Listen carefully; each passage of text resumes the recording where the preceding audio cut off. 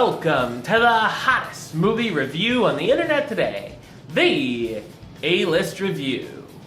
I am your host, the Game Changer, Wes Troop. And today I'm here with a review of a movie that came out, back a couple months ago. And of course it was a limited release, which meant it came to no theaters around me, of course. So I had to wait till it came on DVD, Blu-Ray, streaming, whatevs you want to say, to check it out. And now it does come out on August 1st on DVD or whatever format you want it in. And I got it a little early, so I'm going to let you know if it's worth checking out. This is basically, is it going to be Blair Witch with aliens? We're going to find out. My review of the 2017 sci-fi horror film, Phoenix Forgotten, coming up now.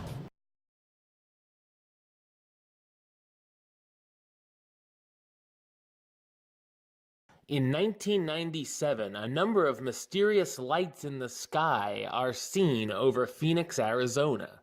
While the governor called it a hoax, a teen boy becomes very fascinated with the lights and begins to make a film about the occurrence. After the lights return, he, along with two friends, head to the desert where the sightings occurred. The three teens go missing and are never heard from again. 20 years later, the boy's younger sister returns home to make a documentary about the disappearances. When an old camera in storage containing a missing tape is found, his sister finally discovers what happened to the teens on the night of their disappearance. So what did I think of Phoenix Forgotten? I thought it's a so-so sci-fi horror flick.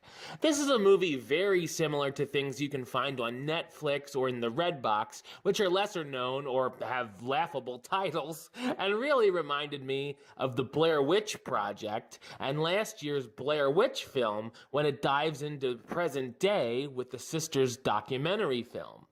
It's very much like other found footage films, just replacing the ghosts or whatnot with aliens. The film is based off of the Phoenix Lights phenomenon, which took place in 1997, which hundreds of people witnessed. While the subject matter of the true story can be fascinating at times, the found footage portions deliver too much of what we've already seen done better before. Phoenix Forgotten jumps between the sisters' mockumentary about the disappearance and her brother's footage from 1997. The setup gives us some more info as the sister interviews people who had seen the lights, as well as those who searched for her brother and his friends after the disappearance. Once we get to the missing tape, though, we stick with that until the credits, and see the characters hearing sounds, seeing bright lights, and even having something follow them in the car. Unfortunately, everything is very predictable, as nothing surprising happens, and you can easily guess how it all will end. The film isn't scary at all, either, and lacks suspense, and like most of these films, nothing really happens until the last 10 minutes of its runtime. Phoenix Forgotten is shot pretty well, and it does make sense with how everything is presented and put together. The characters are all fine, and thankfully there's no one too annoying to make me root for the aliens. Phoenix Forgotten has its moments here and there, and could have been a breath of fresh air, but unfortunately winds up as just another forgettable addition to the tired found footage genre.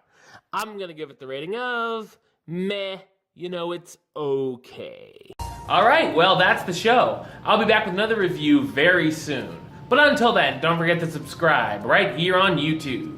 youtube.com/westside515. You can like the show on Facebook, facebook.com/WestTroopAlist. And of course, you can follow me on the Twitter and the Instagram @WestAlist. Until next time, Troop out.